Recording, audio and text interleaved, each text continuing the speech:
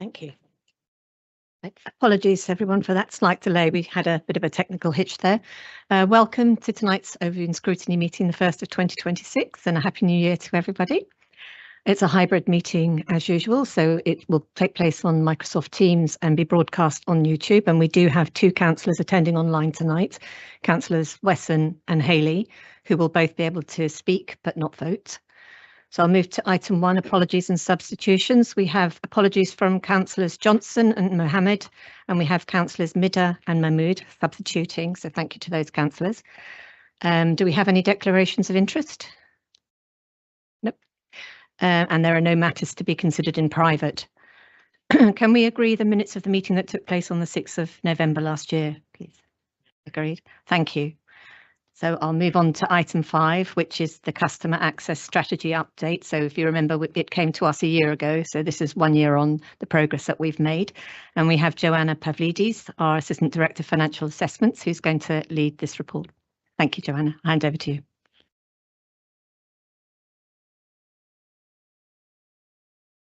How to do it. So I've got a presentation that highlights the key points from the report. So Emily going to show Emily's going to help me with the presentation, so she's going to share it.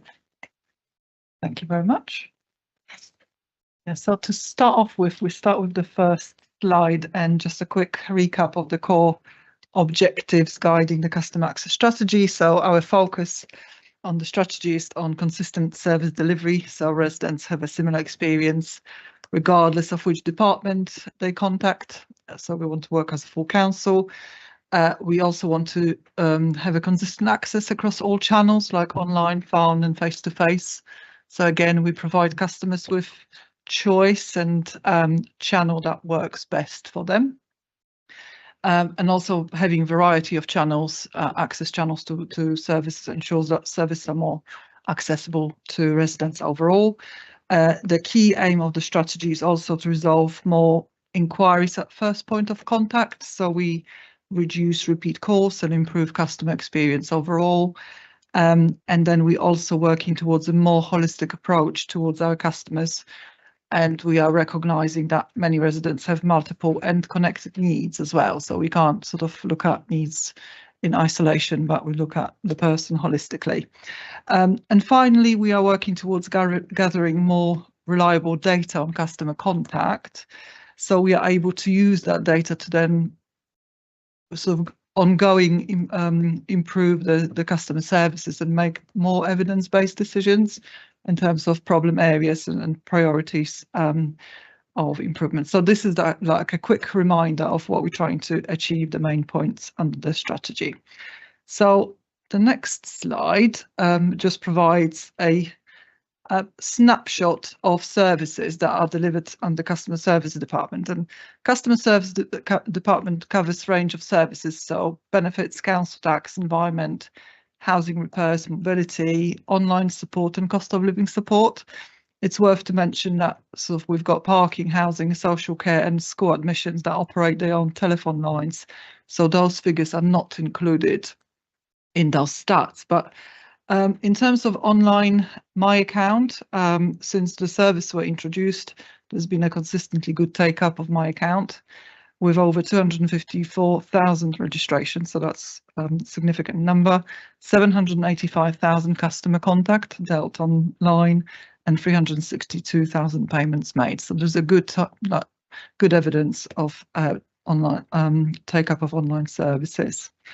In terms of the call centre, that remains busy with 166,000 calls taken in the first 2 quarters of the year. However, our average waiting times, despite that being busy, is consistently good, with sort of under 5 minutes of waiting time and also transaction times as well. So customers are receiving good service. At the end of the last year, we also launched a new web chat service for environmental services, and then we expanded it to online support and other services like planning and building control. And the web chat, the take-up of the web chat is very good. We've had over 87,000 queries that we were able to resolve through the web chat, and only 843 escalations of those queries to the call centre. So that's, again, very good result. And our hubs, so our face-to-face provision remains again very busy. And in the first quarter, 2 quarters of the year, we've seen over 10,000 customers across all hubs in the borough. So in the next slide, just talking about the hubs. So that's the face-to-face coverage. So the face-to-face service coverage in the borough is good. This year, 3 new hubs became operational in Perivale, West Ealing and Northfields. As you can see, Salford Borough has a better coverage of hubs, which are available within 15 minutes of a walking distance for residents. The map also shows that there is a clear gap in provision for Greenford and surrounding areas, which might be contributing to Ealing Hub currently being very busy and at times overcrowded as well. We looked at sort of operating a hub from Greenford Library, but unfortunately, due to its sort of restricted operating hours being limited to 2 half-days a week, we're unable to operate a hub from Greenford Library. We are working together with other services to find maybe an alternative location or alternative arrangements for residents in Greenford and surrounding areas. In terms of top 3 inquiries from the hubs, we are getting a lot of queries around housing and homelessness, but also council tax, housing benefits remain a high number of inquiries, and also food bank vouchers. So a lot of customers, a lot of residents approach our hubs for food bank vouchers at the moment. I think in terms of the homelessness, we are talking to our housing colleagues to create a bit more specific provision for our homelessness customers, which will improve that type of service and reduce footfall for our community hubs.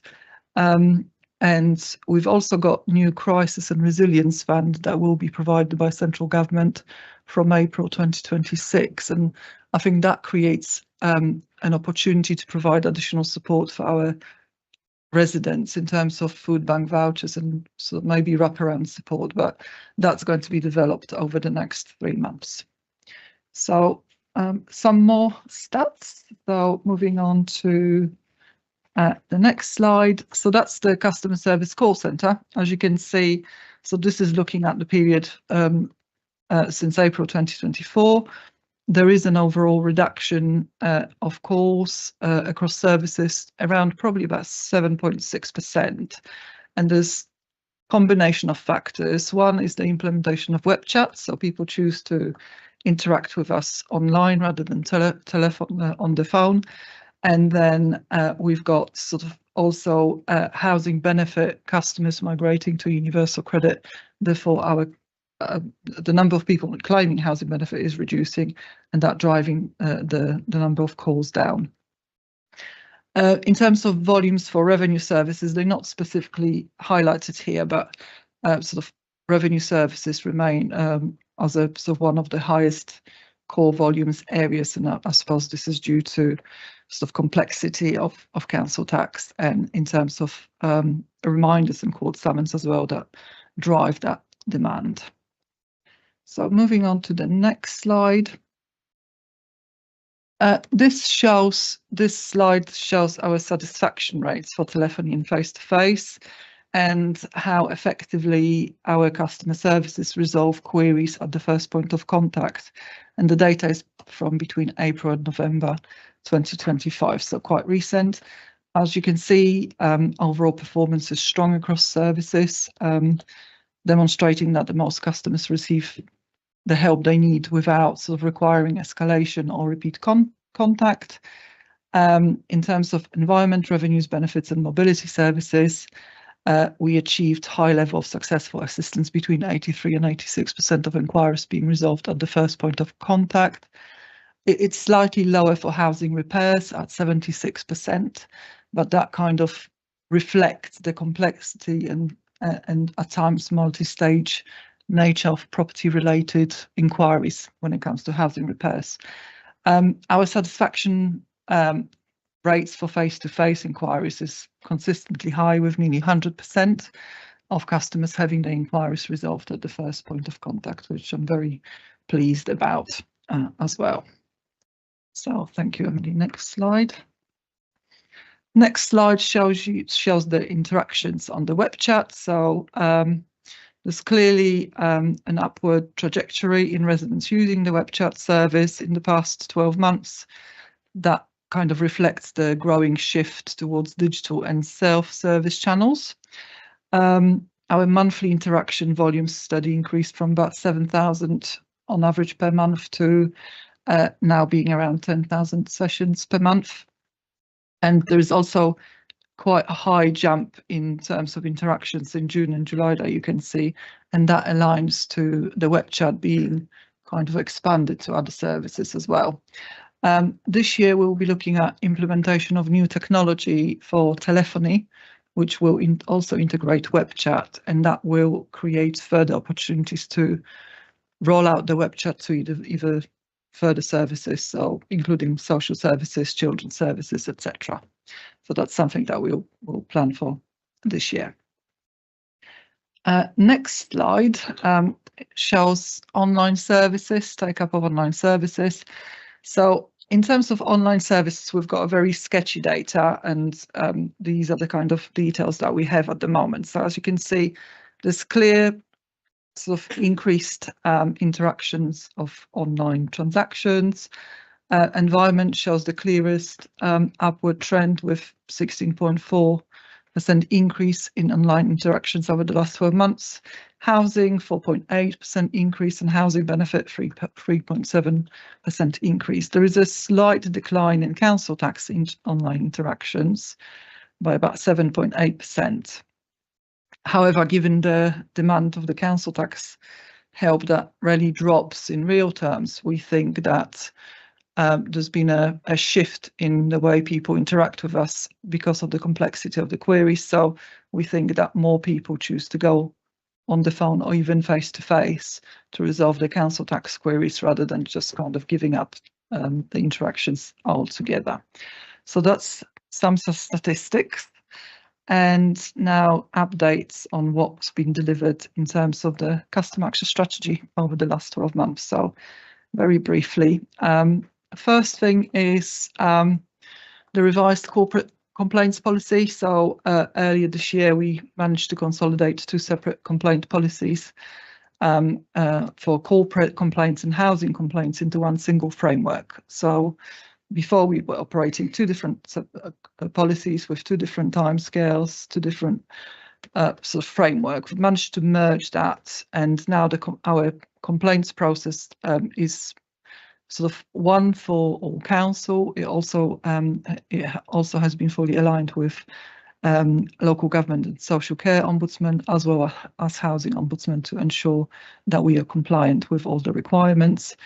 And that hopefully reduces complexity for our residents in terms of making complaints and also getting responses and the complaints resolved. We've also made some improvements to the online complaints portal, with customers now receiving automatic acknowledgements of their complaints, and they're also able to track progress of their complaints online as well.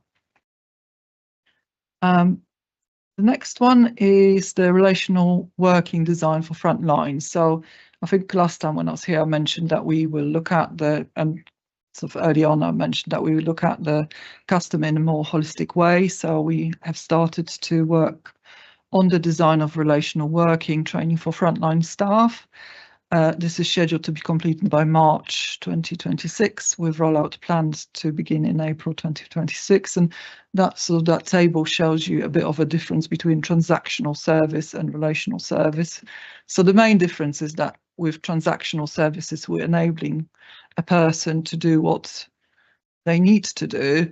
With relational service, we go a little bit further and we work with customers to kind of dig for underlying issues and sort of find the best support that the customer can benefit from. And it's all about sort of early prevention and focus on crisis prevention, and then sort of avoidable demand on services going further. So that's the ambition for this year. In terms of improved accessibility to services, so this year we expand, like I mentioned, we expanded number of community hubs operating in the borough from 4 to 7. We also opened an interim face-to-face site in Acton for customers to ensure that residents can still get in-person help whilst our Percival House is being refurbished. The site is mainly used for appointments with social services, housing, mobility assessment for blue badges. In terms of telephony, we included more services, so we included housing and financial assessments for adult social care into our telephony platform. So that allowed for the calls to those services being better routed, but also better managed with reduced waiting times. In terms of the digital improvements, in our Mine account, so in our online account, My Account, we have built in a Google Translate option, so customers who prefer to interact with other languages or whose English is not their first language can actually opt in to interact in other languages in My Account. We've also, early this year, we are also expanding online services to include other services. So My Account will be available for temporary accommodation, financial assessments.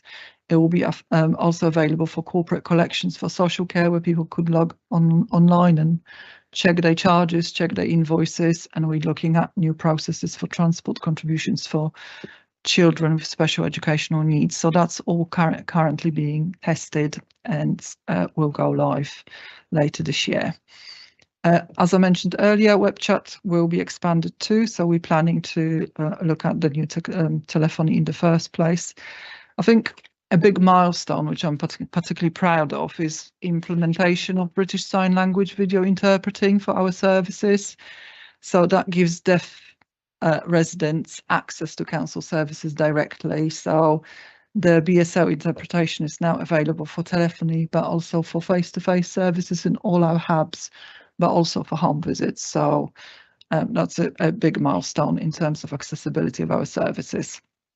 And finally, we've done an audit of our mailboxes, and it might feel like a small thing, but we removed about 200 outdated mailboxes from website and general use to make sure that residents can reach the right team and they're not mailing emails where they're no longer in use, etc. So hopefully that will also improve our connectivity. Automation of processes as well. So over the past year, we have made our first successful steps in automating high volume processes through robotic process automation. I think when I was here last time, we were testing. So 4 key processes across benefits and financial assessments in adult social care have now been automated, which already delivered some measurable improvements. So in terms of benefits, for example, our processing times for new benefit claims have reduced significantly from 26 days down to 19 days for new claims, because obviously robotic process automation takes away the manual actions from caseworkers and allows us to concentrate on more complex work. So it's creating a lot more additional capacity. In terms of financial circumstances forms and adult social care, we've automated some of the processes there as well, and this is allowing us to streamline our invoicing process and get those invoices out to customers sooner, and also sort of reduces the input errors and improves the customer experience as well. So we're looking now at rolling it out in terms of corporate program, but Peter, I'm sure, will cover the direction of travel. In terms of sort of the work already planned, we're looking at automating blue badges, so to reduce waiting times for blue badges. We're looking at sort of automating additional process for benefits as well to further improve the waiting times for customers. So that's our automation. Digital inclusion progress as well. We've made some significant progress in that as well. We have expanded partnership working as a council. We're working to provide digital inclusion across the borough with active participation from our voluntary sector. So main ones are Age UK, Association for the Blind, Ealing Law Centre, Centre for Armenian Information Advice, Ealing MENCAP, GOSAD, NHS Northwest London Integrated Care Service, and others. So we are now meeting on a regular basis, and we currently have got a draft action plan to improve digital inclusion. And once it's finalised, when I'm here next, because I'm sure I'll be here next to give you further updates, I can share those plans and further achievements. But there's been some early successes, and sort of one of the early successes is us securing 60 digital devices for our residents from National Device Bank programme. So 35 of those devices will be distributed via the Family Support Network, and then further 25 devices will be distributed via the local welfare assistance team to our residents who need it most to improve connectivity and inclusion.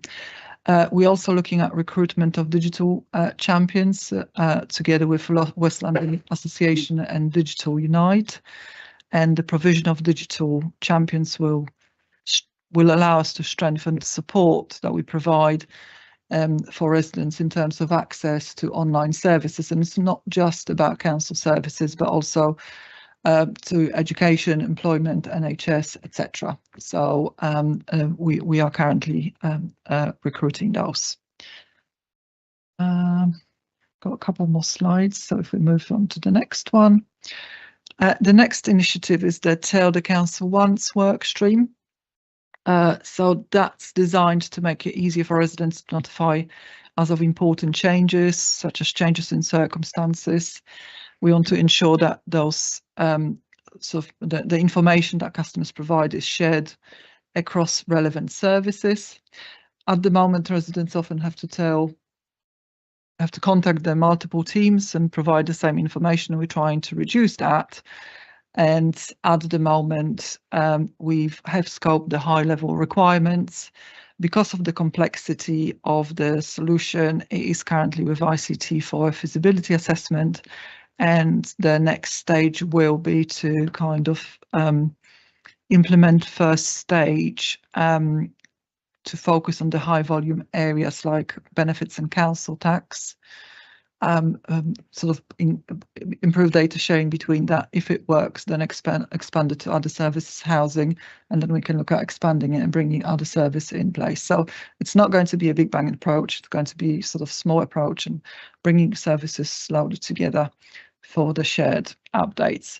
Hopefully that will sort of reduce a lot of avoidable contact. It will make our operations more sufficient. It will also improve customer experience overall, and in some situations also reduce like overpayments and debts where we very often don't get that information in on time. Data insight and demand management. So we're also working, like I mentioned, on strengthening our customer insights to better understand how customers are choosing to interact with the council. We do currently have a lot of data, bits of data, but actually we don't have a full picture on how residents choose to interact with us. What is the percentage of people that interact online? What is the percentage of people that interact with us on the telephone, and so on and so forth. So we've completed the scoping of data gathering, and that's currently again in the early design with our ICT department, and I'm hoping that we will eventually end up with a sort of corporate customer dashboard that will give us good insights and trends in customer behaviour as well. And I think the last slide. So these are the planned activities for 2026 and beyond. So I think the biggest priority for this year will be the upgrade of corporate telephony platform, and then sort of incorporating that telephony platform, integrating that telephony platform with our CRM systems for faster sort of for more efficient customer service, but also to helping to reduce waiting times. The upgrade will also present more opportunities to roll out the telephony platform for other services, because at the moment we've got a mix of people using the professional telephony platform, but also some services still using Teams, etc., which doesn't allow us to monitor calls and therefore doesn't allow for any sort of significant improvements. We're also looking at further implementation of CRM and My Account enhancements, and I've mentioned the work that is in progress, but we're constantly working with other services to identify other opportunities to bring services online. I've mentioned the rollout of relational practice training for frontline staff, and then helping that once we've got the data, sort of corporate view of customer, then we can look at working with individual services and addressing some of the pain points and cut failure demand using that sort of data on customers. So that's me and the brief summary of the report. So any questions? Thank you, Joanna. That report was and presentation very informative and very clear, and it's quite obvious that a lot of work's been done since we last met a year ago. So I will open up for questions from members of the panel. I'll just start and then I'll take a note of names. But can I go to the telephony performance and customer experience side and just ask you what is the council's target waiting time by service, and how does performance compare with other London boroughs benchmarks? Please, just to start off. So I haven't got that. Okay. But on hand, our sort of average waiting times are just under 5 minutes. So that there's been an improvement from last year where we've been just over 5 minutes. I think we've managed to reduce it by about 43 or 45 seconds, but I haven't got the benchmarking, so we can look at that going forward. Thank you. Councillor Conti. Thank you. So on the mailboxes that are still used for emails, is there any way of tracking sort of performance in those in terms of response times? Because obviously, that's much more difficult than the telephone system, etc. Because I guess in terms of some of the departments that residents come to us about that they're not getting responses from, a lot of them, some of them are the ones that you would often contact the council via email. Just wondering what the plan is and potentially on improving some of the responsiveness in some of those departments, and has any work been done in looking at some of that? So the first stage was to kind of remove the mailboxes that are no longer in use to make sure that customers are not emailing the dormant accounts. But I think going forward, what we need to ensure is that the customer service standards for each of the services are clearly stated and published, and a majority of them have been now published online on our website. So what people can expect in terms of response times from each individual services. What I would like to ensure going forward, and that's the work that will be planned with services, that each mailbox has got a bounce back in terms of the customers informed about the waiting times and the timescales for responses. In terms of monitoring the mailboxes, it's very difficult to monitor the emails and the response times because there is no mechanisms to do that. However, we are working on a solution where we would be able to convert the mailboxes into individual emails into CRM items, which will then provide opportunity to monitor and measure the timescales for responses for those individual mailboxes. Does that make sense? But that's the kind of solution that we're looking at in relation to improve complaints in the first instance. But again, once that solution is found, that then opens up a lot of opportunities to deploy it for management of mailboxes. Yeah.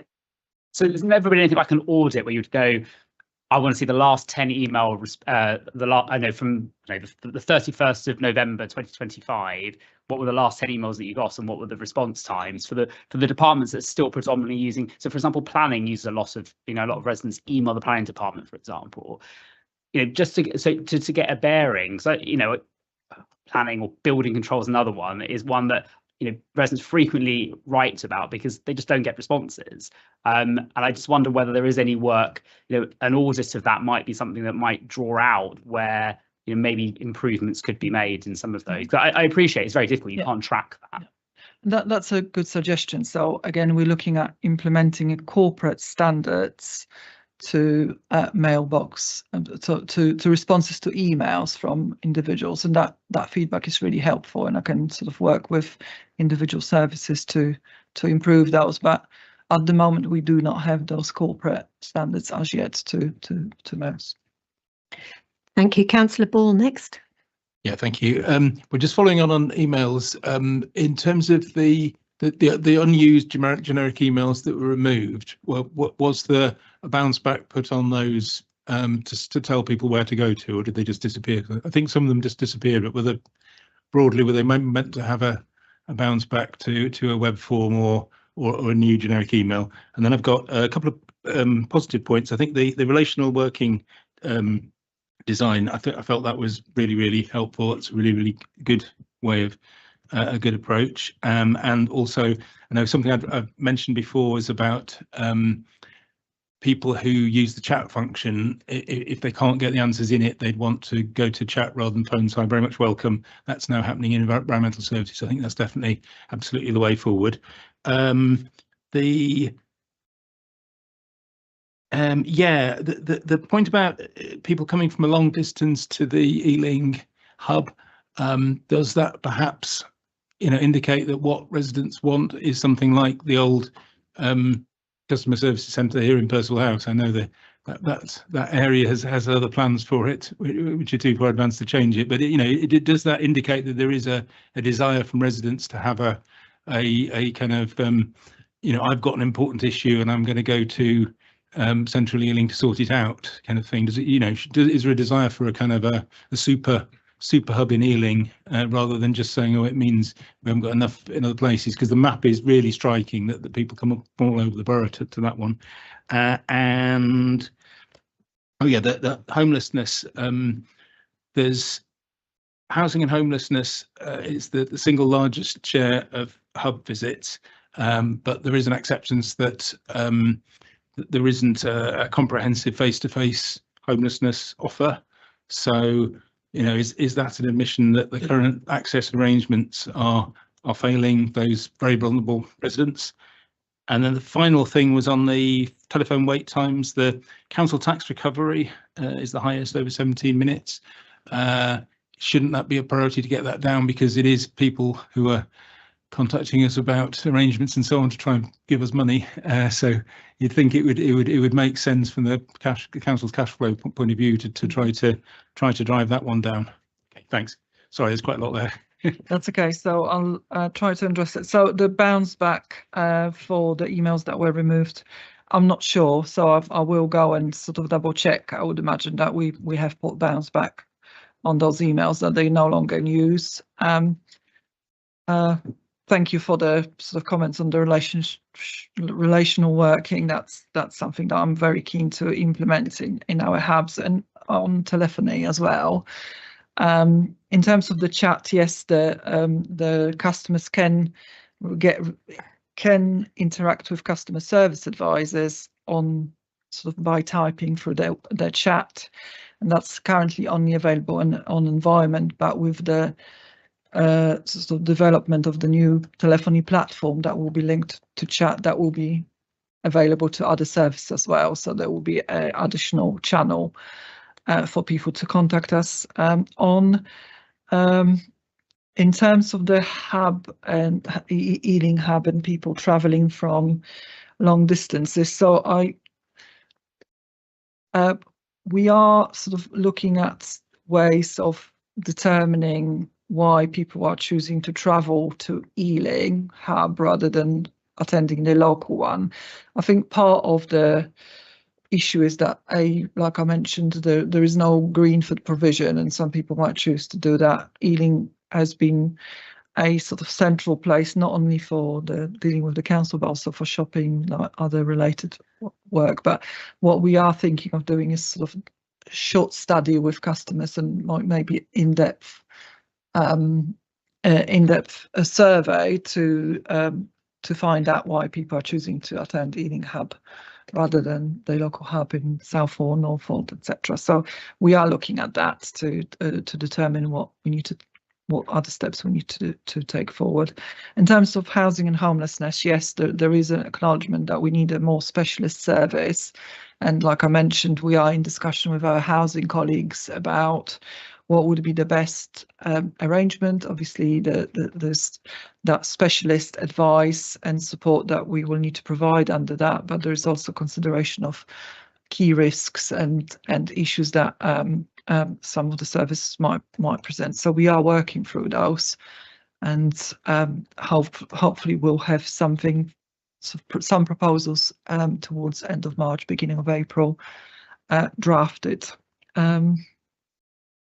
In terms of the telephony and council tax inquiries, yes, the 17 minutes, and that's the longest wait, and that kind of reflects the complex nature of those inquiries, because a lot of people are calling and when, like I mentioned, when we issue reminders or summons, and then it's not just an issue of arranging payments, but it is also those inquiries are also very often result in us supporting customers with claims for council tax reduction or discretionary funding, or even referrals to voluntary sector, like third party, to help people deal with debt, etc. So the waiting times are longer, but also the transaction times are longer.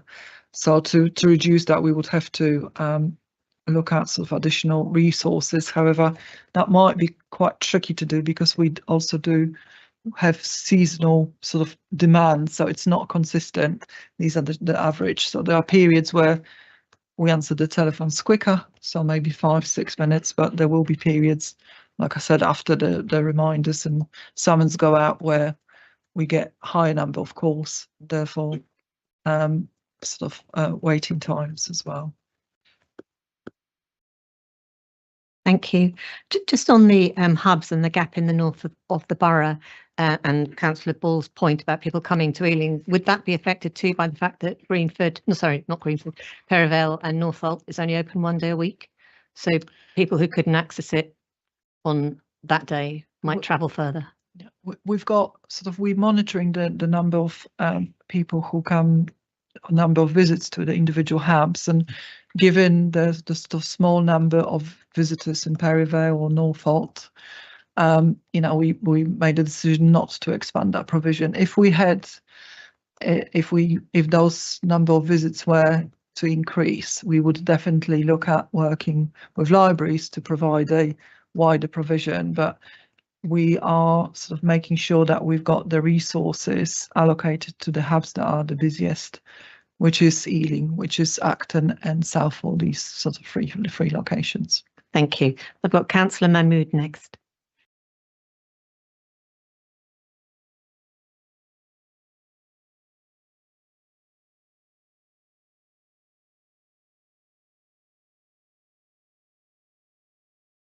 Sorry, Perivale hub is working, community hub is working very well. It's my personal experience here, and good to know that 87,000 inquiries in terms of building regulation is a massive number. So yeah, just want to know, is it interaction or problem solved? That's my first thing. And second thing is, Johanna, is a good presentation, but I realize it is, how are we doing dealing with emergency contact or emergency contact response? I couldn't find any data in this presentation, which is very vital these days. Thank you.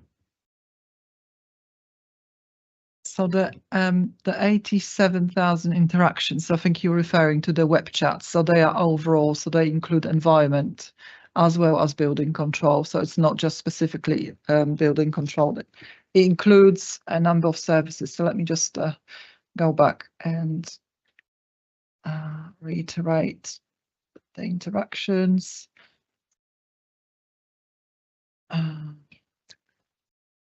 Yes, so that is environment, that's building control, that's also online support for customers who access our My account and might be having difficulties, therefore they can web chat as quickly for support, and also yes, it's planning and building control. So it's overall number. So it's not just planning and building control.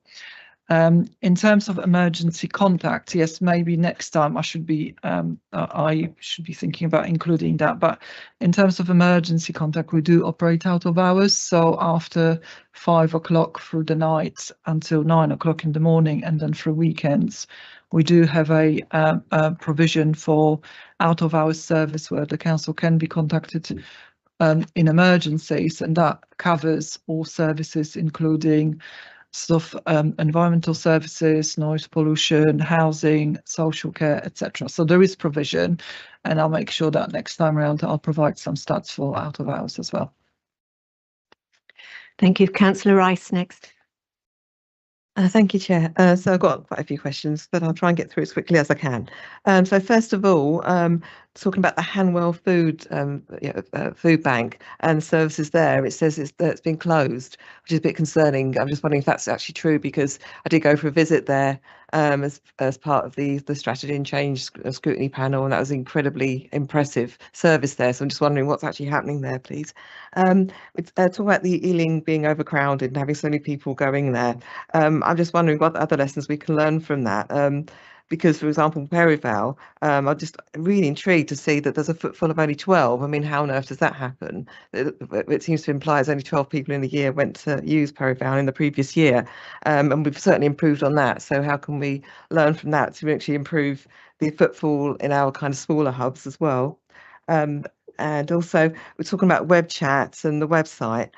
Just one thing I was wondering about is because I've have had a complaint where someone said, well, if you go onto a website, you lose that query. You don't have actually any record of it. So is it possible that we provide a transcript? Maybe we can email a transcript to customers if they do have a discussion with us on web chat, so they can actually got an evidence of what was discussed and when it was discussed. And also just another point as well would be about on Twitter, is that I believe with no longer you have the customer service Twitter account, which to me would be very I was actually quite shocked when I saw that it was actually closing, if I understood that correctly, because I think Twitter is actually very important for people to get hold of us, especially in kind of emergency situations. I think it's just a very good way of us being able to monitor that and get feedback from people very quickly if there are any issues that are going on. So I think that's probably, well, I've probably got time for other people to speak. Thank you. So in terms of Hanover Food Bank, so some time ago we were operating customer service point in Hanover Food Bank. However, we weren't able to offer full service because of the environment and physical space. We've also had some feedback from customers about the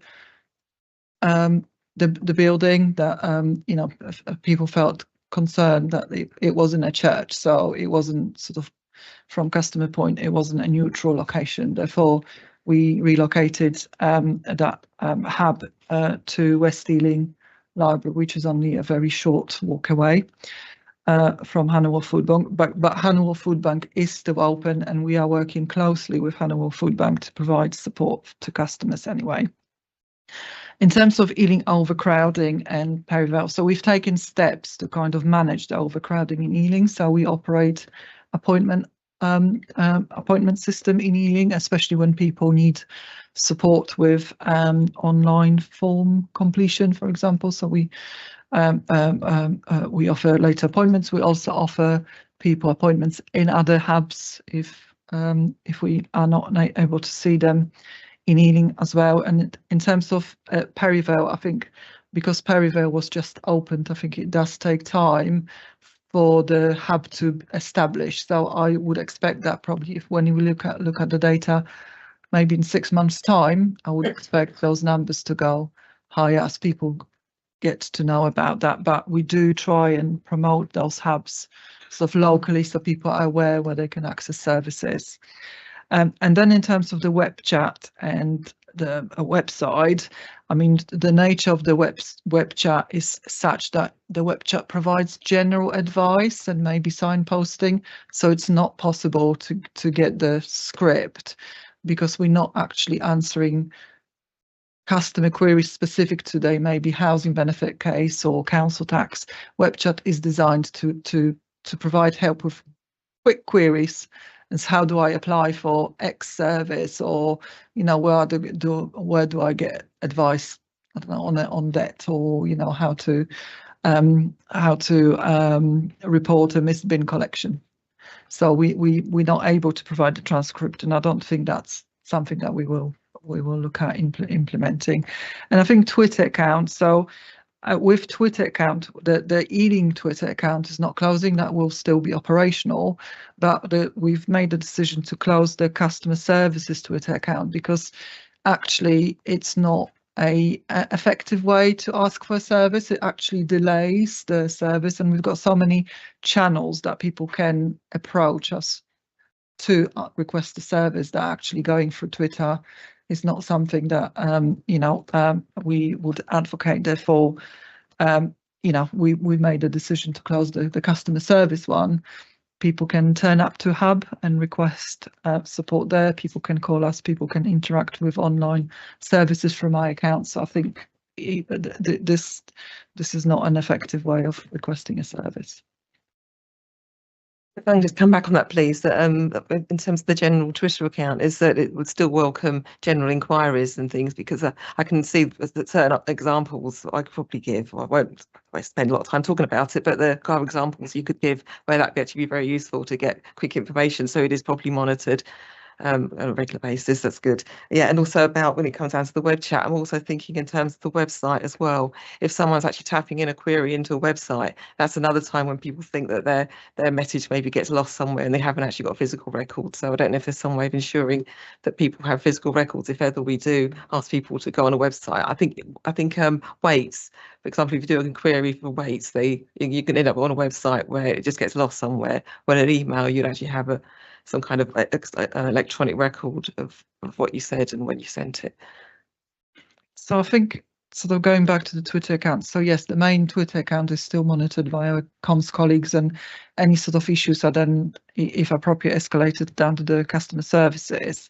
In terms of the website, so if people interact in my account, so requesting individual services, apply for services, there is always a record of them making a claim. If it's not on the account, then people get an email confirming that they've applied for housing benefit or council tax reduction, or they made a payment. So they should have that confirmation.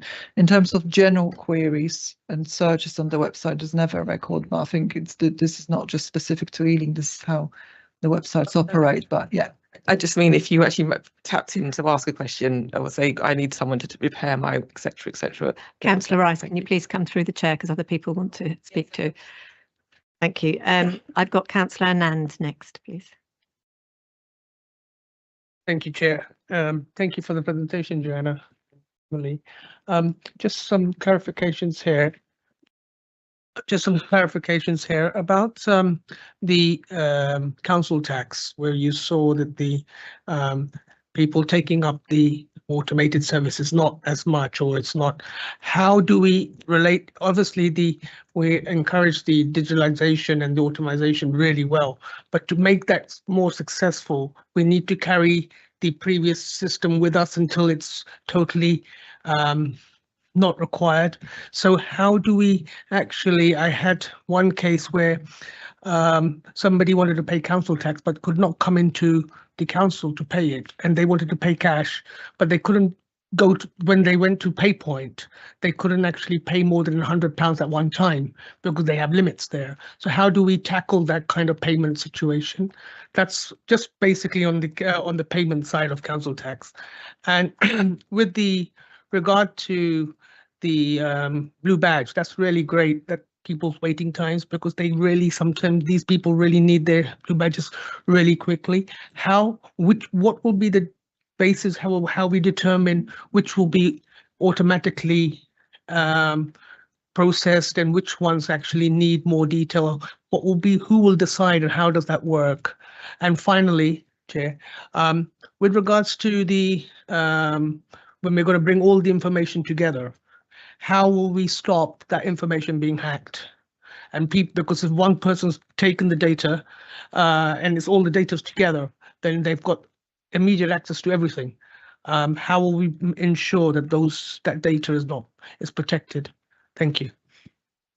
Okay, so I'll start with the council tax inquiries and automated services. So how do we make it more successful? So that's like I've explained, we've got a lot of sort of data at the moment, fragmented data, how many people interact online, how many come through the phones and face to face, but we're not able to monitor the trends or relationships between those. So we don't know whether the trend is for people to go more online or less online.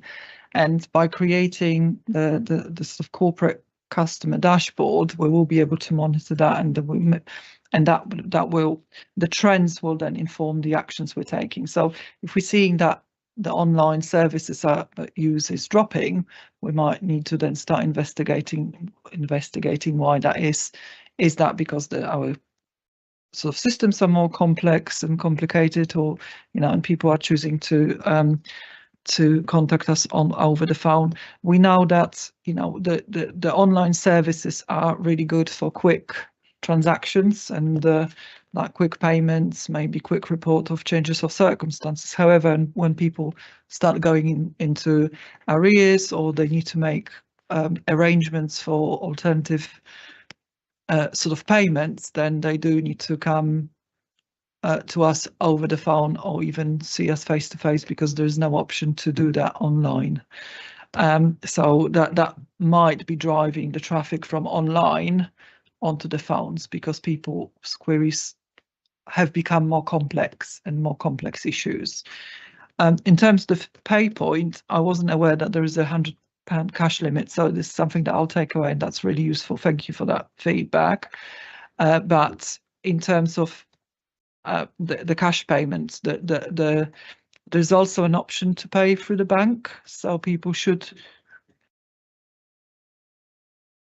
Yeah, so bank or post office is the only option for the payments at the moment. So I'll investigate that as well. And in terms of blue badges, so the blue badges, the eligibility is determined by the government, and there's two different types. So one type of blue badges depends on the benefits that people receive, disability benefits, and they're very straightforward, and we can take we can do the benefit check and then award the blue badge. Although we have got a high volume of applications, therefore we're looking at automating those. But the second type of blue badges is the ones that are more complex, that are for like hidden disabilities or people with certain disabilities that need an assessment, occupational therapy assessment. And in those cases, we do send off to a third party, a referral, and then the third party carries out that occupational therapy assessment and comes back to us with a decision. And therefore those discretionary ones do take longer, but they're unlikely ones to be automated, because they need to be dealt on a case-by-case basis. Thank you. I've got 3 more councillors indicated so far. So Councillor Gordon, then Councillor Hamidi, and then Councillor Midder. So we'll start with Councillor Gordon, please. Thank you, Chair. I just wanted to one thing that I think feels like is missing in the whole report and even strategy is the apps that are using Love Clean Streets, particularly because there's a huge amount of interaction from residents with the problem, which clearly is overlapping with some of the other interactions on web chat that prompted me. What can you say to that, really? Is there sort of tracking of the performance of the app, and how does that fit in with the broad strategy? That's my main. So the use of Clean Streets apps, I'm not sure we can at the moment sort of track the use of it, but I will go back and sort of come back with some stats if possible. So, and that's something that I can include in the next report as well, the use of Clean Streets apps. Can I just hand over to Emily, please? Thank you. I think that's absolutely right. It's probably not as included as it's now. As you know, we've got a new Assistant Director Digital and ICT, and we've got a sort of initial conversation now. I think part of his role will be joining up the council and looking at all of the digital and other opportunities in place. So I think it's something that the council is now looking to develop, because as you say, there are other apps and other links and interactions that absolutely are part of our sort of customer strategy, but we need to start to bring all of those together sort of coherently rather than sort of a single service developments interactions, I think. So I think that certainly is one of the things that we have Pete now here with us to try to start to bring a corporate approach really to that. So I think that will be an element of that strategy going forwards. Thank you. So I have Councillor Hamidi next. Thank you, Chair. My question is about point 75. It says that the automatic conversion of emails into CRM cases, we're expected to roll that out in January, well, this month. I just want to know if we're on track, and if that is actually going to happen this month. So we are testing the solution. So it's currently in test. There is a solution that has already been found, and initially we will, after successful testing, we will roll it out to our complaints. The second sort of tranche will be to roll out that solution to members' inquiries as well, to make sure that we deal with members' inquiries in a more effective manner and we can track those. And then only after that we will be looking at sort of applying the CRM solutions to mailboxes where appropriate. Sorry, yeah, just what do we have a time frame of when that rollout will happen actually? Not at the moment. Okay, I've got Councillor Midder. Thank you, Chair. First of all, I will say everybody wish you Happy New Year. I have two questions. First question is face-to-face, that people are suffering, they can't get the appointment, especially Asian people, they can't go online. It's very hard to them. So they are complaining to us. So they want to explain their problems. This is the first one. The other one is that community hubs. On the chart, all is a blue colors. Is on the community hub is a green. What's the meaning of that?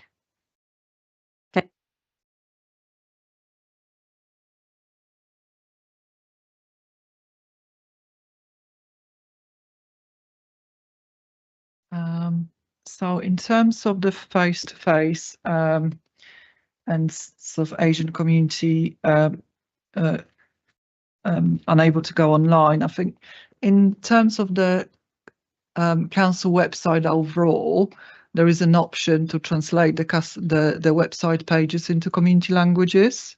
So our website and general information on that website can be translated in community languages, and I'm sure that includes some Asian languages as well. So I would be sort of curious to find out whether there are specific languages that we don't cater for. And the same with sort of my account as well. We have implemented the Google Translate function in my account. So the customers who don't speak or read English should be able then to interact in their own language. But again, if there is a specific language that we're not catering for, please do let me know. And we can look into it. I mean, we've got probably over 180 community languages, if not more, spoken in Ealing. So it is quite difficult to make sure that we are sort of catering for every single one, although we do make an effort to do that. And in terms of the colour, I'm not sure To find it. Which... Is that on the? Did you? Oh, it's a new one. Right, on the map. So are we looking at the?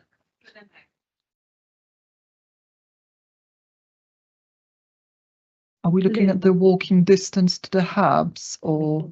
Check.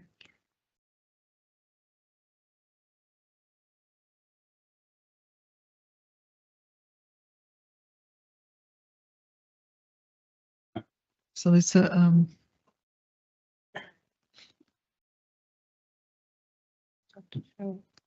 so it's number 4, I think it was. I need to go back to the slide number 4.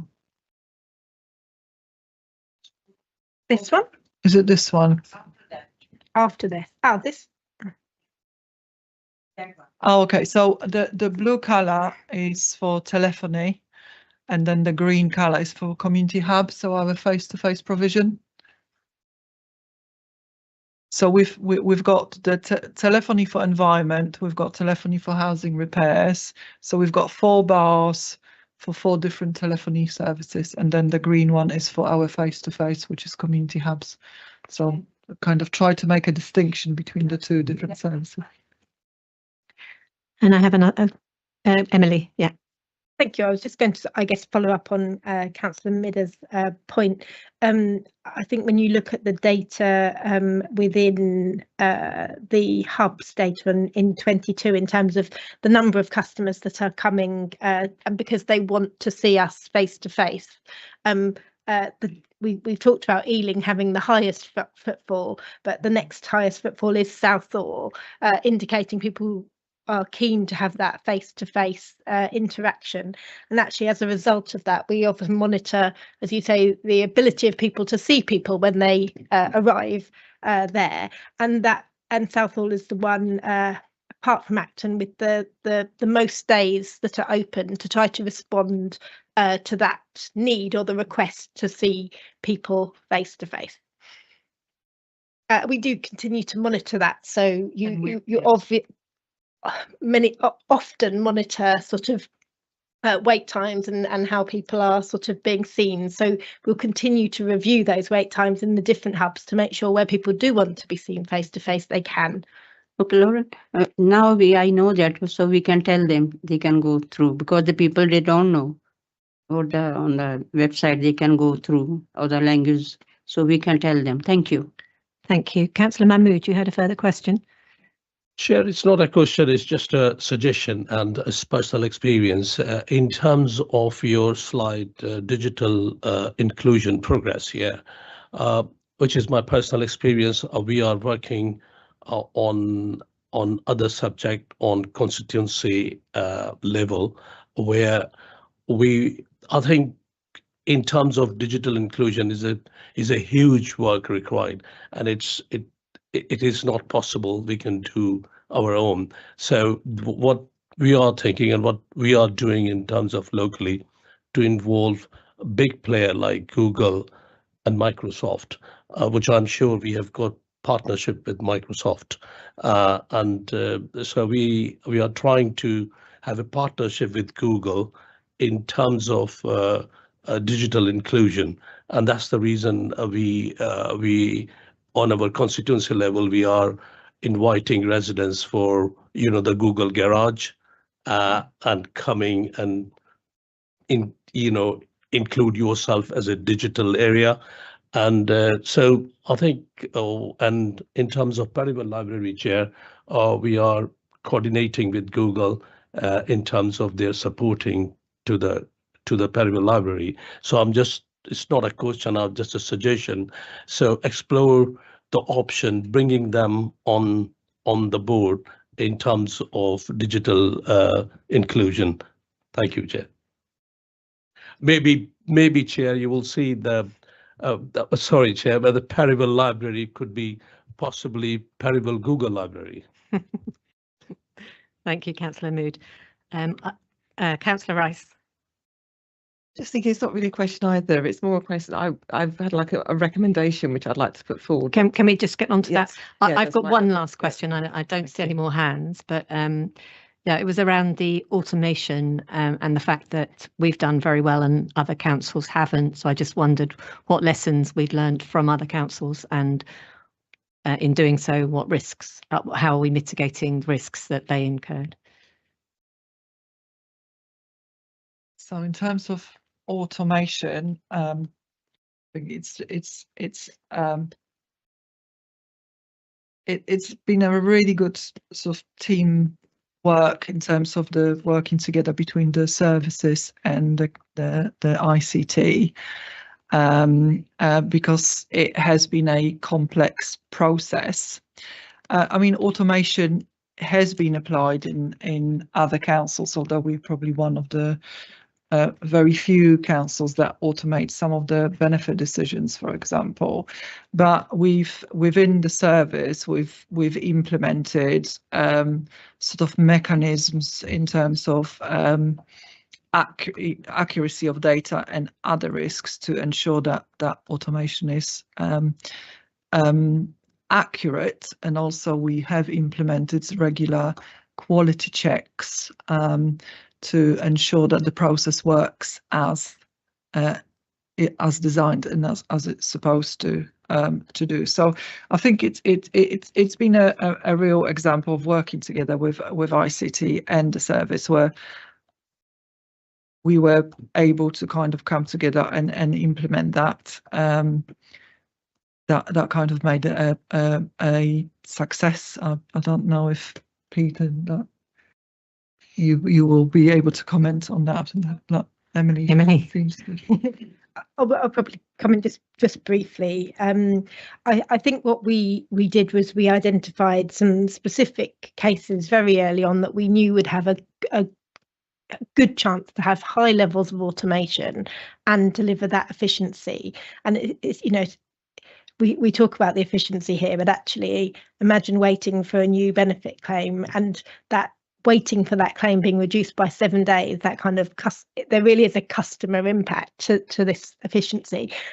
So I think we, as Joanna said, we work closely together on those. I think what I would say is this process so far has been a highly pragmatic one. We'd identified some clear examples, and really we've used them as a kind of test case to say, do we want to do more within the council? We've had the success in those cases, and I think now, as Joanna's slide sets out, we're now looking at a broader programme of further digitisation, because you'll know there was a digitisation programme a while ago, further digitisation and automation that will bring more corporately. So I think we sort of did a kind of test and learn approach. We started small, we can see that there are good benefits, and now we'll look for a broader corporate approach and to roll that out.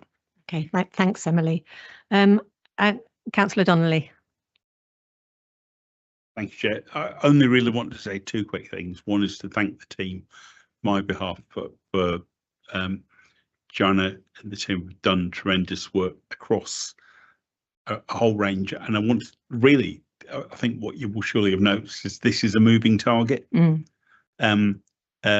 You know, it must feel like, you know, the people who spent 50 years digging the canals only to find the railways going past. I mean, you can easily be superseded very quickly if you're focused on a particular medium or channel for interaction with the public. And the public is a segmented group as well.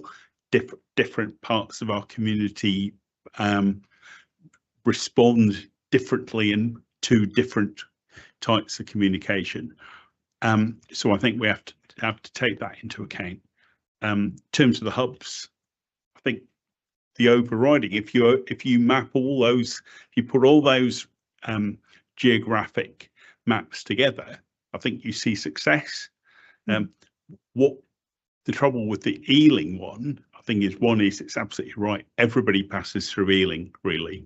If you're from Acton, you may never go to Northolt or vice versa, but everybody, one point or other, passes through Ealing, and while you're there, will pop into the hub. And the other, I think it's almost back to something Councillor Ball said very early on. I have a suspicion that some people will suspect they're going to get a souped-up product if they go to the one in Ealing compared with the one in Acton and Southall. So for all our efforts to provide an equivalence across the borough, people don't necessarily immediately believe it. So I think over a period of time, we just reinforce in people's minds that actually you can go there across the road and it's exactly the same service as if you take the bus or the tube into central Ealing and possibly have to queue or make an appointment. So I think these things will hopefully pan out over a period of time. But how people think about these things is almost the toughest part of the project to resolve and finish it off. Thank you, Councillor Donnelly. I'm just open it up to anybody got any recommendations they'd like to make. Councillor Rice. Thank you, Chair. Because one thing we haven't really had an opportunity to talk about, 'cause it's not completely relevant to the report, is the members' inquiry side and how that deals with customer service. And I think sometimes, even someone who's been a councillor like myself for a few years, you do sometimes find that you have a query from a resident and you're not quite sure how to approach it, who to go to, who's the best person to get this sorted quickly. Now, I'm just wondering, because one thing that we did have when I first came in was from a previous Democratic Services officer who drew up a list of email addresses and contacts of people for you to get in touch with, and so you could get something sorted out very quickly because you went to the right person straight away. Is it possible that, considering the fact, especially we have elections and we're going to have a lot of new councillors coming in, is it something that we could draw up a full list of, this is the person you go to with this particular type of housing query, this or this type of social services inquiry, just so we have a list of everyone who we need to speak to? That'd be very helpful. Yeah, I was going to make a related recommendation about member development, particularly following the new telephony contract in March, and how that gets disseminated to all of us, whether it's before the election or after. I'm not sure when's best, but yeah, would you like to say something, Emily? Yeah, so I think there's we are just really now starting to put together sort of specifications and other things. So in terms of the sort of new contract, that will be away yet. So we've certainly got time after the election to start briefing you, ensuring you're sort of involved if that's what you want to do in this. Do you mind if I look back to the members' inquiries? Yeah. That was one of the things that Joanna talked about in terms of the CRM development. So one of the developments is that what we would like to do is to have a single email address, essentially, that members will send all their members' inquiries to. The email to CRM process will magically convert that email, understanding what the subject is, who it needs to go to, and create a sort of trackable element in the CRM for us to be able to track, to make sure that they're responded to and for them to go to the right people. Similar, Councillor Conti, to the point that you were making around the inboxes, eventually we would like to do it that way so we can track those responses. So there is tight timetable to look to be putting something in place for an induction of new members in and a new administration. But as Joanna said, we are testing that now to see how magic it is. But we would look to do that. So whilst, of course, I'm sure someone in Democratic Services could certainly in the interim be clear, these are your key officers for key areas, we hope that would no longer be required. But if we can get this email to CRM system to work, so you'd simply email one email address, it will go into a system and we will be able to make sure we can track it and respond to you. I think you could even track it in the system if you wanted to, but you might prefer to wait for an email to come back to you. That sounds like really helpful, that I can keep an eye on it. Thank you. I think we'd all think that's wonderful. Councillor Ball.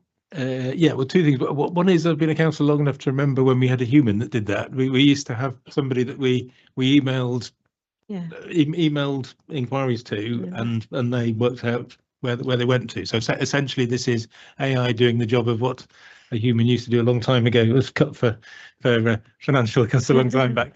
But yeah. I think in terms of, I think part of the recommendation should be that we have access to the CRM so we can see what's happened to them, because I think, one of the problems with casework is sometimes, things go into a black hole and we don't know what's happening. If we've got access to a CRM and we can see, yes, this has been logged to the right department, it's been passed to this officer, then at least we've got reassurance that it's being looked at. So I think that ought to be part of the recommendation for it. Yeah. Okay, are there any other recommendations? Okay, well, I think, sorry, from Councillor Ball. Can we just perhaps sum up and be clear what the recommendation is? Because we've had some suggestions here about a recommendation, and we've got a sort of an answer that there's some work being developed. So what are we actually recommending here? That information is brought back to the committee, or to commend the work that's going on? I think because we've all, there's been a lot added to it. So can we just have some clarity? Is there anything that anyone's recommended that Emily or sorry, it slipped my mind for a minute, Joanna haven't said is actually in the pipeline?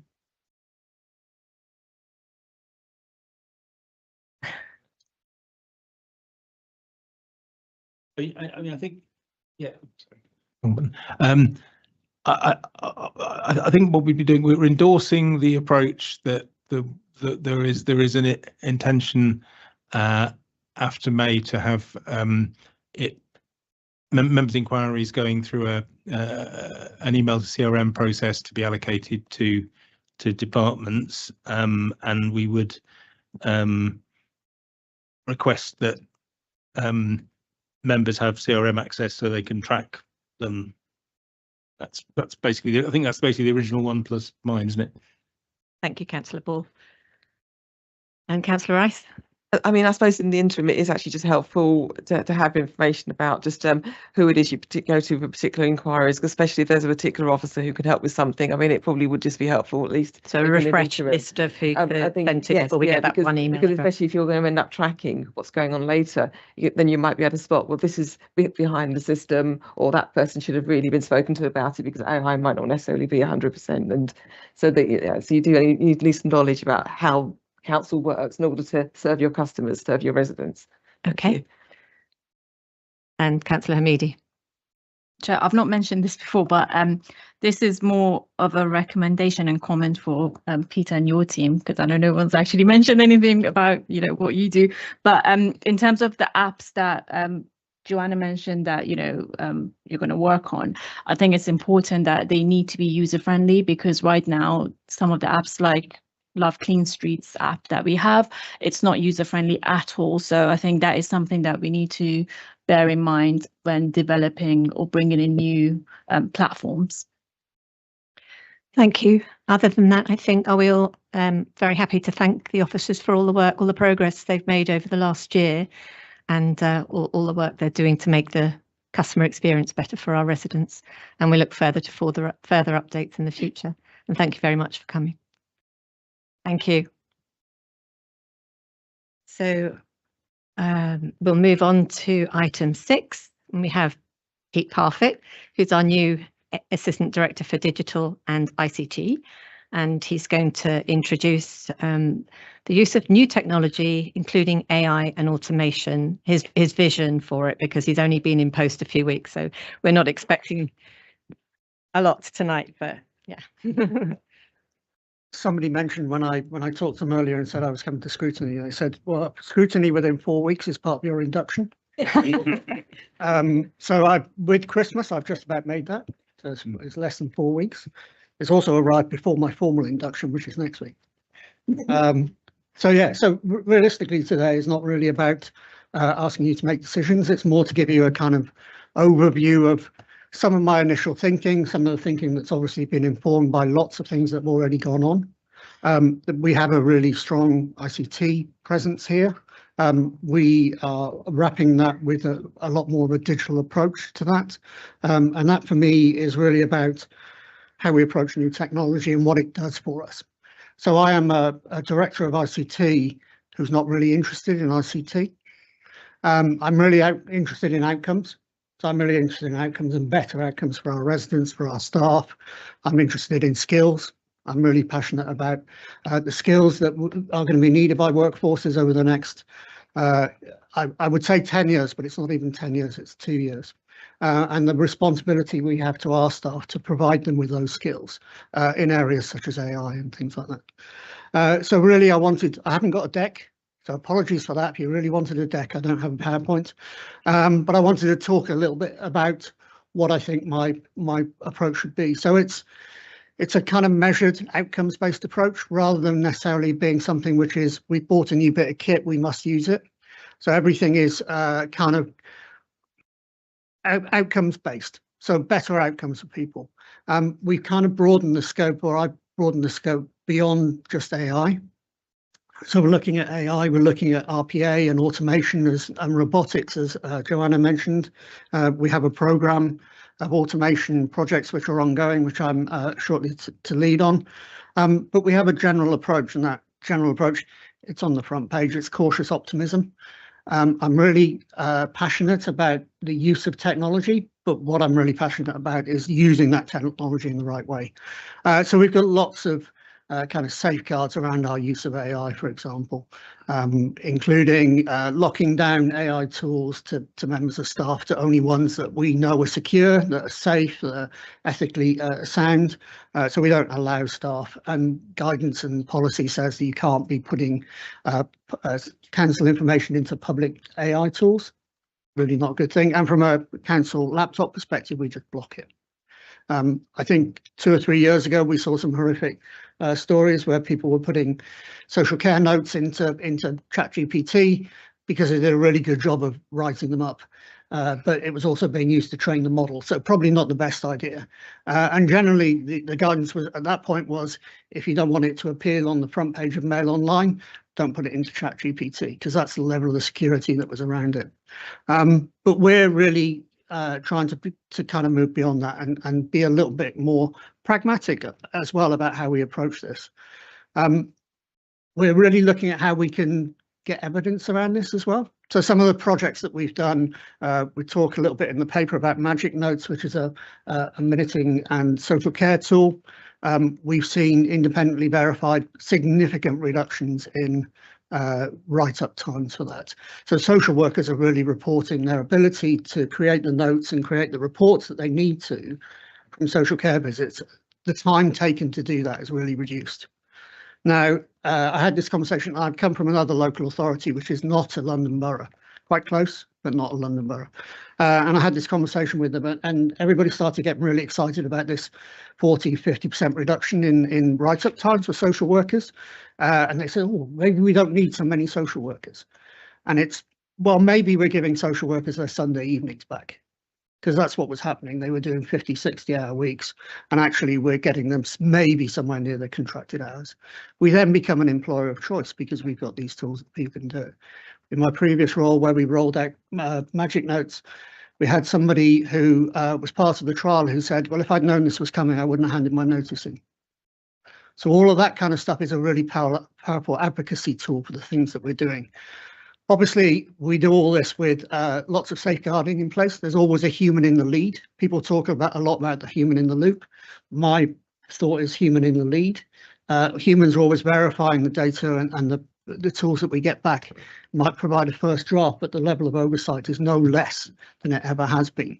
But we've seen increases in things like consistency and accuracy and things like that. Consent and privacy, again, one of those things we will always ask for consent when we're doing any of these things. Attribution as well. Those conversations that Magic Notes records are only ever recorded with consent. If somebody says, no, I don't want you to use it, we won't use it. We'll just continue and do it the same way that we've always done it.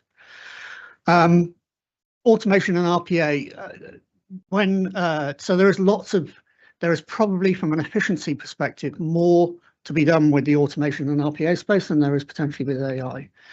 When you start to overlay AI into the automation space, then you start to get really transformative.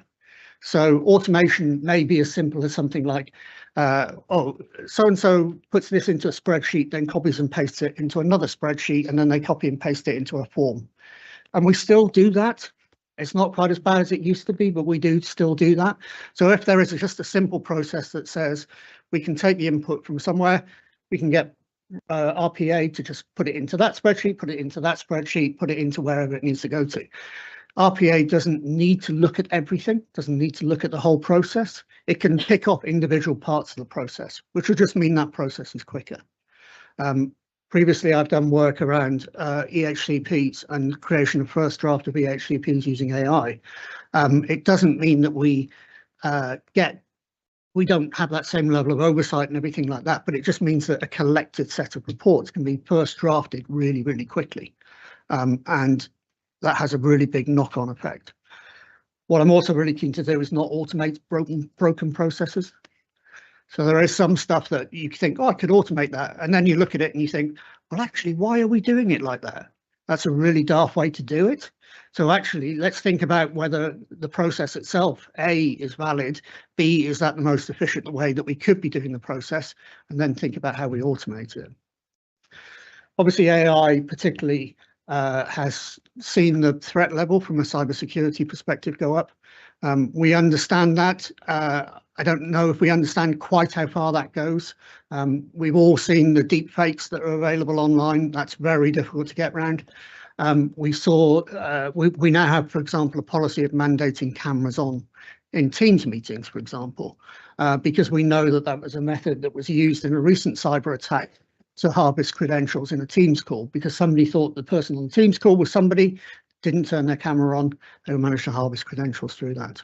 So that's why we're asking all staff now to have their Teams camera on, at least to be able to identify yourself. You don't necessarily have to have it on for the whole meeting. We prefer you do, but you have to do that. So we're aware of that threat and we're continuing to look at it. I think for me now, it's what's next. I have a vision. My vision is very early, and I'm more than happy to take questions on my vision, and some of it may be a little bit unsubstantiated is not the right word, but untested, and that I may have not told Emily about it yet. But some of that stuff, yeah, fine head together. And some of that relates to some of the stuff. I've done lots of implementations of CRM before with various different things, and written customer contact strategies before and stuff like that. So I'm hoping to help shape some of that stuff going forward as well. That's my kind of vision, and it's really about being supportive, being an enabling service, and not being a blocking service. Particularly, whether that's for residents, whether that's for staff, particularly. I sometimes the worst thing that you can hear is kind of computer says no. That's just really frustrating. There are good reasons sometimes why we say no, and some of them are related to security, some of them are related to other things. But I'd much rather have a conversation that says, I understand what you're trying to do, or maybe I don't. Tell me what you're trying to do, I'll understand it, and then we'll try and work out a solution to it. Happy to take any questions, but that's my 4-week in pitch, really. Councillor Anand. Thank you, Peter, for the presentation. Sorry. Thank you, Councillor. Thank you, Peter, for the presentation. I just wanted to, my third question that I asked, Chair, was not answered. So I think I left it because I thought maybe Peter's presentation will actually pick that up. So my third question, was about when we merge the secure, it's a great idea getting all the data together of all these so that there's no repetitive information or departments doing double work. But when everything is put together in one source, it's really a big appetite for someone to hack that data. And they get all the data of that personal data of all that persons in one shot. So how will we protect that? Sorry. I think we are so far away from that it's not my premium concern at the moment.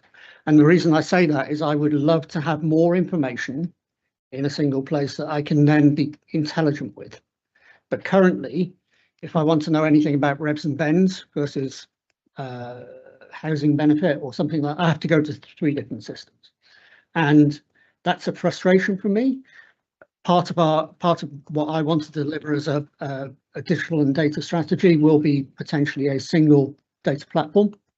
But what that would mean with that data would have the correct controls around it. So it would be anonymized, it would be aggregated, whatever that data needs to be.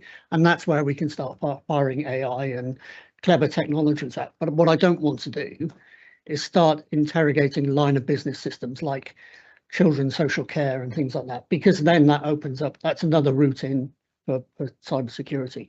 So I agree with you. I don't think we're anywhere near having a single system of truth for all things. I don't think it's necessarily a good idea because of the security risk around it. But I think we're so far away from it that it's not my biggest concern at the moment. My biggest concern is actually I don't know anything about, well, this person is called 4 different things in 4 different systems. Chair, this question actually came from a talk show I was listening to just a few days ago on digital IDs and what data will be combined in that sort of situation when people were talking about these risks, about the NHS information being with the tax information being with all these separate departments all being in one place. So that's how this question came up. So about digital IDs.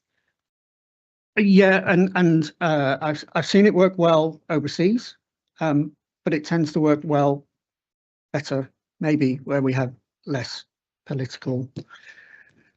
How can I put this? Some places in the world don't necessarily have elected politicians, and in those places, a digital ID works really well. However, I am broadly in favour of a digital ID. It would certainly make our life as a local authority easier. There is a project for one government ID currently being floated, not as part of the digital ID place, but as part of the Gov.uk website, single digital login, which would make life easier for staff and things like that. There's a lot of frustration, I believe, from residents who say, I've got an account with you and it doesn't work. And the reason it doesn't work is because that's the account they set up in my account, and they're trying to access their Revs and Bens account, or their council tax account, or their bin account. Bin account's probably all right, but those other accounts, which are a different system, therefore a different password, and they get lost in those. Thank you. Councillor Conti. That was really interesting. The thing that struck me though was about job losses and your sort of and I think it says in the report about fears about job losses, but job losses will come with automation and AI. I know not immediately, and as you say, currently it's about improving efficiency. But I think the Institute of Public Policy Research said that in a worst case scenario, 8 million jobs in the economy were displaced in the UK. At a conservative estimate, 4 million. So some of those will eventually be local authorities too. And so I think, I'm not sure what the timescale of that would be, but I think, but I think job losses will come because the more, I think earlier we were talking about, was it blue badges or some of the things that are being automated? Yeah, at the moment it might free people up to do more, but as more of those tasks are being automated, jobs will be lost. I think it was, I don't know, I just feel like in the report, it makes sound like that won't happen, but in truth it will, won't it? Yes. So in the long term, yes. Although it may be more job shifting, so it may be changes in role rather than necessarily being complete changes. I started life, my very first role, and it's why I didn't do it's not why I didn't do a presentation. My very first job was as a cameraman, and I used to do very few people in the room will remember this. You used to have little slides that you put in a projector and you did things up on the screen, and it was marvelous. And that was my first job, and I was fantastic. And I had about 6-7 years before PowerPoint arrived, and then suddenly PowerPoint arrived. We went, oh no, what are we going to do now? We've been making a mint from all these little slides we've done for the last 20 years, and PowerPoint arrived, and suddenly, you know what? I learned PowerPoint. I stopped using film and developing things, and if I created a slide that had a spelling mistake on it, I couldn't change. It just went through the projector and everybody went, can't spell. Now I have got PowerPoint, I can change it straight away. So there will be displacement. There will also be job losses, but those people will be employed in other areas. Thank you. Councillor Mahmood. Thank you, Chair. Thank you, and thank you for joining us. Welcome to on board, Peter. I'm just wondering your vision, and so I'm trying to understand your vision is more inward and making Ealing Council digital Ealing Council, or your vision is more to make digital borough rather than in-house digital conversion or overall Ealing. So can we say we belongs to the Ealing Council, which is digital council, or are you working in terms of digital borough? So I don't think they're mutually exclusive. So I think partly because we have a lot of workers who live in Ealing, I think it's important that we are a digitally enabled council, and I talked to the skills piece a little bit earlier, but I think digital inclusion is, again, fantastic, great thing. Digital connectivity, fantastic. Love to be involved in that. We're obviously involved with the West London Alliance, which is looking at some of those things. I think both. I'm more than happy to previous roles I've done. We've done boot camps with residents around AI and user-centered design and things like that. More than happy to promote that here. I do think being digital in my head partly is about being easy to do business with, and that's what my aspiration is for the council, is that we are easy to do business with. Now that may be in some places, that may be online, some places that may be, and that digital by design is a very good approach, but it's not digital by everything. There has to be a safety net. There has to be some places that people can go and talk to people if they need to. So I think enabling us as a council to be more digital gives benefits to us, but I also think it gives benefits to our residents. So the ability for us to deliver quicker, the ability for us to deliver more effectively, more efficiently, I think is really important for our residents as well. Because at the end of the day, we have a finite pot of resource, and the most efficient use we can make of that resource means we can deliver better and more outcomes for our residents. Thank you. Councillor Ball. Yeah, thanks very much. Yes, so welcome to Ealing. The first, well, I'll refrain from talking about digital ID, because I would rant about civil liberties implications, so I won't go there. On the RPA piece, you said significant productivity benefits. Can you give a kind of a finger in the air rough idea of what sort of percentage efficiency improvements might happen, and then the other one is about the cybersecurity challenge. I mean, I actually think it's a really good thing to have cameras on in meetings, because it just it means people are more likely to be actually concentrating on the meeting rather than doing something else and having it vaguely in the background. So I think there are many reasons that it's a good idea to have the cameras on. But you mentioned yourself deepfakes. I mean, so if people can deepfake video, then they can appear on video as if they're a particular senior council officer, and then they can get somebody to click a link in a Teams meeting or whatever.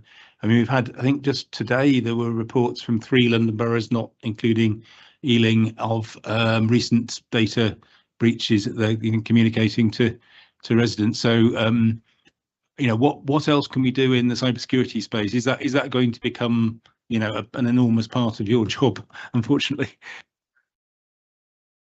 It's certainly a very significant part of my job. We have a cybersecurity lead. In fact, we have a number of people in our cybersecurity section, if you like. We also have a large contract that supports that cybersecurity piece. For us, it is very much about keeping one step ahead. And that's what we have endeavoured to do, both from our own personal perspective, but also working with suppliers, working with the National Cybersecurity Centre. So we have regular touch-ins with them. Again, working with organisations such as the West London Alliance. I was on the call with them today discussing approach and whether there is a pan-London approach that should be taken around cybersecurity, but also looking at organisations like Lottie, who are the pan-London technology guys, representation from most of the London boroughs. It's a constant threat. I think there are more things that we can do. I would especially like to ramp up the training that we do, and I would include members in that. I'm sorry, I'm a bit of a thing about this. At previous role, we had a 5 minutes every month. Everybody had to do 5 minutes training, and it was about phishing. It's a video and a quiz, and you had to get 80% to pass, and it was relatively simple. Everybody had to do that, members included. We would have one a month, and if you didn't do it within 3 months, your access to the network was switched off, members included. So whether that's the right approach here, I don't know, but that constant training, because we know that the biggest problem and the biggest issue is humans. It's almost certainly a phishing attack. It's almost certainly somebody not reading the address on an email properly. It's almost certainly somebody doing that. So the more communication, the more constant, and it's drip feeding it, I think.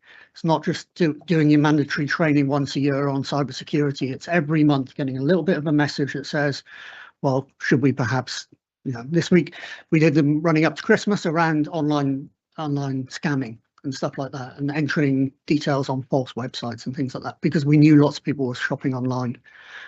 So yeah, I'd like to be doing some of that. I think that's really important. Yeah, it's a huge part. It keeps me awake at night.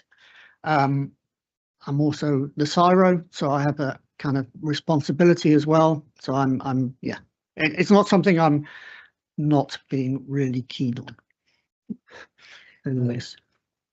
You want to Sorry, talk about there was accountable? well, no, that's very good. But there was the RPA question. Yeah, as well. so I will go partly from some of the things I've seen here, but also I would take a little bit of experience from where I've been before.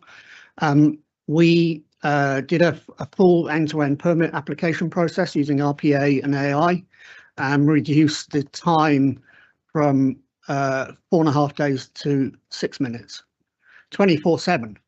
So those 4.5 days were based on us doing it manually. So people would upload their driving license, they'd upload their V5, they'd upload, and it was for a permit around a road. You had to be in a specific number of wards to get a permit. We would validate that the address looked like them and all that kind of stuff. We managed to automate all of that. So that would have taken 2 people. We had 10,000 applications. 2 people, probably 8 weeks to clear that backlog. We did them all immediately. So we actually turned each one of them around within 5 minutes. So you got the permit back within 5 minutes, because we did an AI-powered review of your driving license that pulled out the address detail. We checked that against DVLA. Now that's a quite extreme example. And as I mentioned, a lot of the RPA we're looking at is the bit in the middle, or there's a bit here that we can automate, which is still going to provide significant time saving. But something like that, where you go from 4.5 days to 5 minutes, is a weird example, because it's kind of 99% reduction. We've seen around generic AI powered things like minute taking and things like that, a 20% reduction in terms of minute taking and minute creation. But we have seen, particularly in social care with the Magic Notes trial, 44% reduction in admin time. Now, that's not an overall reduction, but that's a reduction in admin time. Thank you. I've got 2 more questions. Councillor Rice and Councillor Midden. Thank you. I'm just following on probably from what Councillor Conzi was asking about with the jobs. I'm just thinking in terms of, you mentioned about job shifting, about opportunities for that, but in terms of actually just ensuring that the AI is working properly, and that that we don't have any kind of mistakes or any kind of problems along the way, which might be quite serious. Because I'm just thinking in terms of, there's one time I wanted to find something quite trivial out, and so I went on the Google AI and it gave me something back that was completely wrong. So I tried it again and it came back with something else that was completely wrong. So I do actually personally feel a little bit skeptical as to whether or not AI is always going to come up with the right answer. So is there opportunities for people to be ensuring that the work is correct that we're doing? Thank you. So yes, and also so that human oversight and that human in the loop is the part that will hopefully capture most of that. I would agree with you that, and it's getting better. That's the other thing I would say. Hallucination, particularly in AI, was really a problem at the beginning. So if I go back 2 years and think about the Copilot usage that I was using then, hallucination was a real problem. AI is also slightly human in some ways. If you ask it a question and it gives you an answer and you don't like it, if you ask the question again, it'll assume you didn't like it, and then it'll change its mind. So it won't come. We're kind of used to computers being asked a question and coming back with the same answer each time. AI doesn't necessarily work like that. It will go, well, you didn't like that answer, so I'm going to come back with a different answer. And again, that's getting better. So again, Google has, as you say, rolled out their AI mode now, which is proving effective, and it is actually a lot more of what I think personally we will see websites move towards. Websites will become a lot less information heavy and a lot more conversational, a lot more transaction heavy. But yeah, human oversight is paramount. We're not it's not making decisions. It's not choosing, you know, what we do at the moment. It's providing that level of productivity that we desperately need. Thank you. Councillor Ball. Just got, yeah, something that follows on from that really. So I like what you said earlier on about the human in the lead, but where there is a process involving AI and AI gets it wrong, I think what will you do to make sure that there's a, you know, when the resident says, you know, hang on, this is wrong, that is dealt with quickly, and we don't just kind of assume that the initial response must be right because it came out of the system. But that's, I think that's primarily driven by the oversight that we apply to it. So we don't send out unmoderated AI responses to people. So that actually, if you're having a query with an agent, we may use it in web chat, for example. I've seen some really powerful uses of AI in web chat, but there is always that escalation to a person if you don't think it's doing the right thing. But I wouldn't be suggesting that if we would make a decision based on AI, which may or may not be correct, I wouldn't suggest that would go anywhere near a resident without it having been checked by a person first. So that the oversight and the responsibility and accountability still rests with the person who's sending that information back. Does that answer your question? Thank you. Yeah, I think pretty much. I guess the only thing I'm saying is we perhaps we need to be a bit more believing the resident when they come back and complain if it's something which may have actually been a hallucination. You know what I mean? There is a tendency. Well, let's put it this way: the proportion of complaints that are upheld is quite small in the complaint system. You know, perhaps in the new world there'll be hugely more efficient processes, but the proportion of valid complaints that need a reversal might increase a bit. Maybe, but let's keep an eye on it in the nicest possible way. And I don't mean keep an eye on it, I mean really rigorously measure what's happening and what we do. So one of the things that I think hopefully comes from the report is that we measure what we're doing and the impact of it. No point doing something because it's going to cost some amount of money and take some amount of resource if it doesn't improve the outcome. And if it leads to a significantly worse outcome, really don't do it. So. Thank you. I see no. Oh, Councillor Donnelly. Thank you. I genuinely don't speak just to make it worthwhile my having had to listen to me. But I wanted firstly to welcome Pete. It's really valuable the role he's come in to do. We have always had excellent people within our ICT community within the council who've done fantastic work. In particular, I would argue, keeping us safe. I think what Pete's role is in a position to do is to start to weave together some of the different strands that the term digital has been used to encompass and describe, and give us as an organisation, whether as a council or as a borough, a more coherent idea of what it means for us as employees, as residents or members. So I'm really looking forward to that. I think any council that imagines that AI is going to perform miracles for it in the short term is deluded and is riding for a fall. Yes, I think we'll see changes in employment patterns as we've seen in every generation, and I've lived several generations now, and I suppose back to before, you know, when the canals shifted to the railways. Now there were fewer lock designers needed, but they needed people who could design and build points.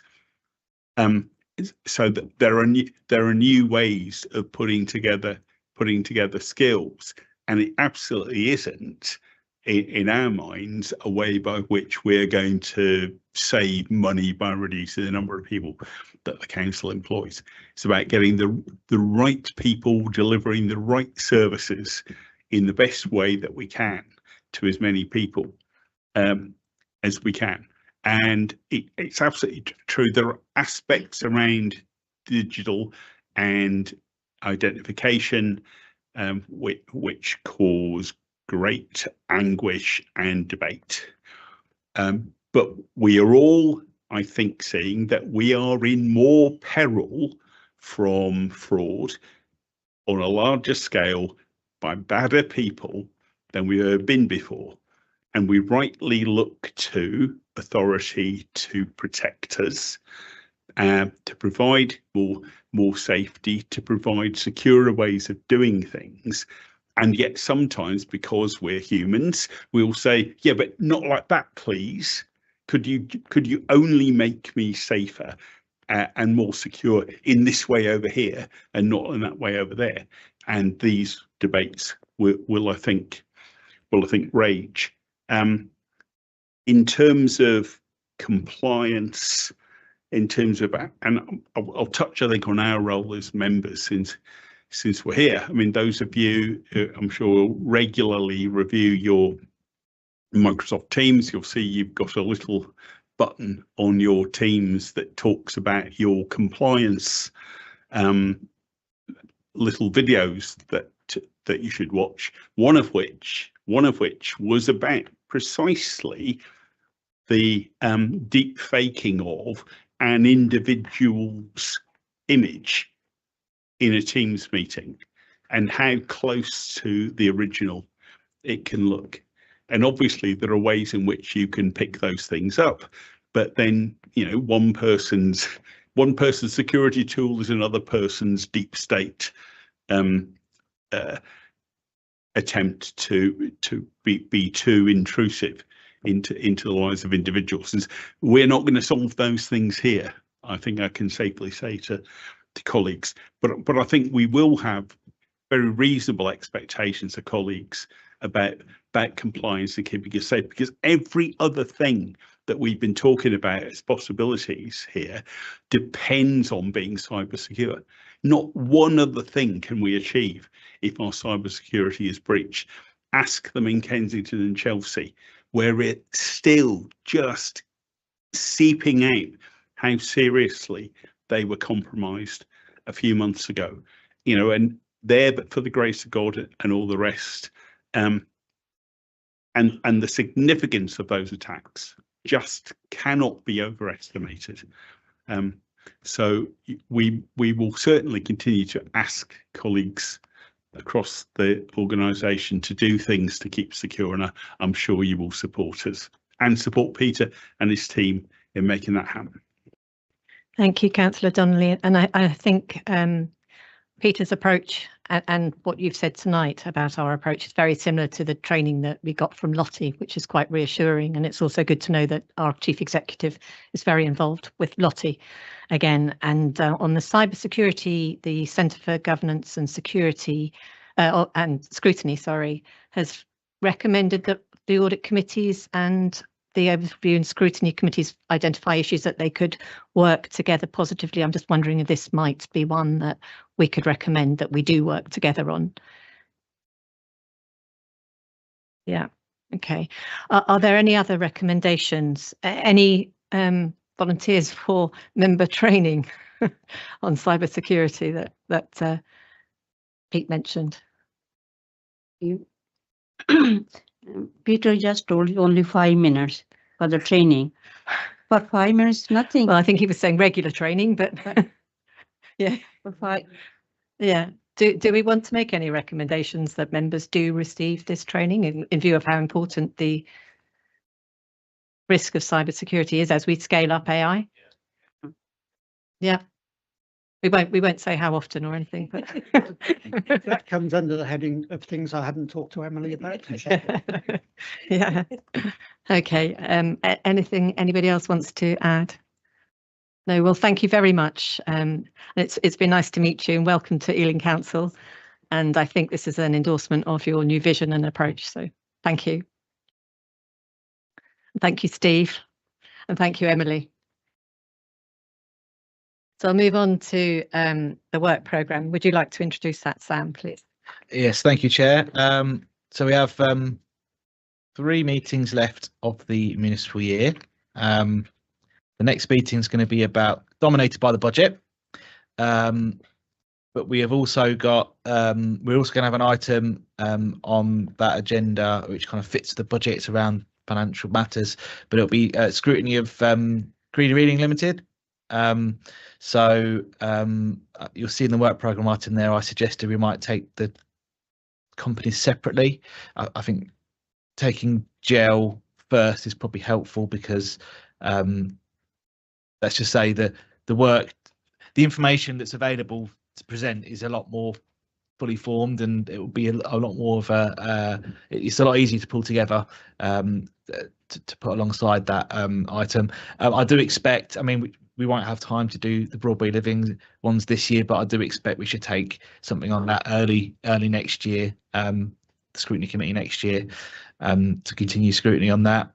And then the final meeting is on the crime and disorder will be the crime and disorder partnership, so scrutiny of the Safe Reading Partnership, and also potentially the Youth Justice Plan as well, because they fit together quite well. Similar partners involved, everyone will be around the table, so it makes sense. In terms of other items going forward that we're in discussions with, so these are sort of items that are in development for next year. We're in discussions around taking an item on HMOs, because there's a lot of work going on at the council across different departments, and we know it's a topic of interest for members and for residents.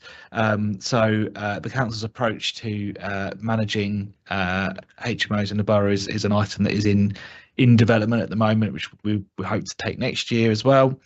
And the chair already mentioned in passing some discussions we're having around how do we make sure that the work of overview and scrutiny and audit complement each other, because actually there are some areas of crossover in terms of responsibilities for accountability and sort of and just checking things and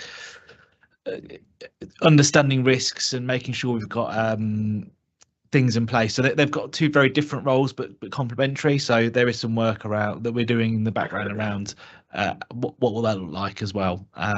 So a few things brewing for next year, quite a few things on the for the next couple of months for the committee to look at, and happy to open it up to any other suggestions, any comments about what I've just suggested, and any feedback from what's on for the next couple of months as well.